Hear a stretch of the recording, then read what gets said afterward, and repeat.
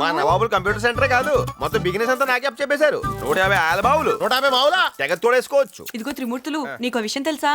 మా వైజాగ్ లో వీడినెవరు సీను అని పిలిచేవారు కాదు. మరి ఎవరిని పిలిచేవారు? దుబాయ్ సీను, దుబాయ్ సీను అనేవారు.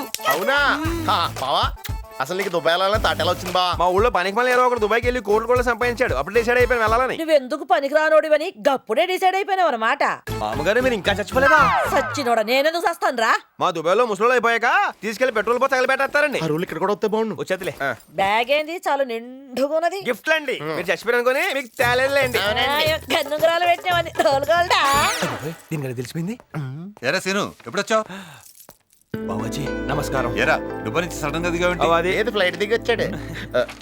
అయినా ఇప్పుడు దుబాయ్ నుంచి వచ్చే ఫ్లైట్స్ ఏం లేవే. మీకు అన్ని అనుమానాలే, అలా దొంగళ్ళ చూస్తావేంట్రా? చెప్పు. అంటే బావా కొత్త కోర్స్ ఒకటి చేస్తే దినామ్స్ పెంచుతా ఉన్నారు. దినామ్స్ కాదు దిరామ్స్. అయ్యే బావా ఇంతకీ ఏం కోర్సు? బ్యాగ్ లో ఉంది బావా, చూసి చెప్తాను. చూసే టైం ఇప్పుడు లేదు, సాయంత్రం చూస్తాను.